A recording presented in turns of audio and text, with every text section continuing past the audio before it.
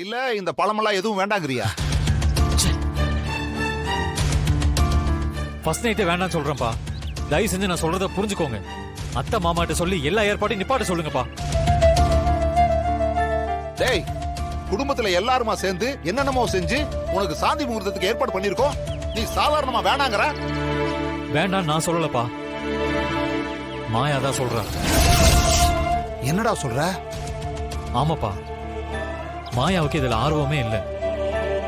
அவ ரொம்ப சோகமா இருக்காப்பா. அவளை சோகமா வச்சுக்கிட்டு நான் எப்படி சந்தோஷமா இருக்க முடியும்? டேய், மாயா தான் ஏதோ சொல்றான்னா நீயும் அதே மாதிரி மனநிலையில இருந்தா எப்பறா உங்களுக்கு வாரிசு உருவாகும்? நீ பேசுறது உனக்கே சரியா இருக்கா? இந்த பாரு, இப்படி ஆளாளுக்கு இந்த விஷயத்தை போட்டு இப்படி இழுத்துட்டே இருந்தீங்கன்னா என்னடா அர்த்தம்?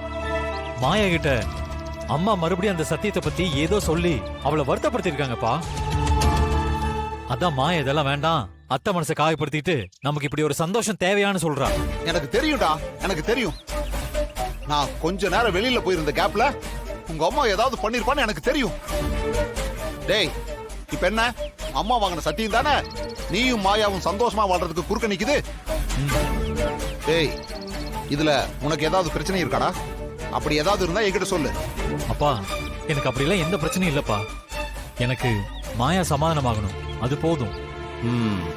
அதான பிரச்சனை, நான் பாத்துக்கிறேன். இந்த சாந்தி முகூர்த்த விஷயமா அம்மா கிட்ட எல்லாரும் எவ்வளவு பேசணுமோ அவ்வளவும் பேசியாச்சு. அவங்க வந்து பரிகாரமும் பண்ணிட்டாங்க. அப்பவும் அவங்க சத்தியம் அது இதுன்னு சொல்லிட்டு இருந்தா எங்களுக்கே ரொம்ப அசிங்கமா இருக்குப்பா. டேய் சீனு, அவ சத்தியத்தை வாபஸ் வாங்குவா. அதெல்லாம் மாட்டாங்கப்பா, ரொம்ப பிரச்சனை பண்ணுவாங்க. மறுபடியும் தற்கொலை அது இதுன்னு சொல்லி பேசுவாங்க. அம்மா கிட்ட எதுவும் பேச வேண்டாம்ப்பா. டேய், உங்க அம்மா கிட்ட நான் பேச மாட்டான்டா. இனி சட்டம் தான் பேசும். என்னப்பா சொல்றீங்க? வீட்டுக்கு அடங்காதது ஊருக்கு தான் அடங்கும்னு சொல்லுவாங்க. மாயா கிட்ட உங்க அம்மா வாங்கின சத்தியத்தை நாம பேசி வாபஸ் வாங்க வைக்க முடியாது. சட்டத்தினால மட்டும்தான் அதை சரி பண்ண முடியும். அந்த ரூட்ல போய் சொல்ல வேண்டியவங்க வந்து சொல்ற விதத்துல சொன்னா உங்க அம்மா கேப்பா, கேட்க வைப்பேன். டேய், உங்க சாந்தி முகூர்த்தம் நடக்கும். அப்பா, என்னப்பா பண்ண போறீங்க? நடந்த பிறகு பாடுறா. இப்ப நீ கொஞ்சம் அமைதியா இரு.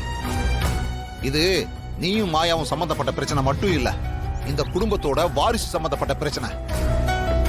இன்னையோட நான் இதுக்கு ஒரு முடிவு கட்டுறேன். வா, இந்த பாரு, முகத்தை சந்தோஷமா வச்சுட்டு வா. வா.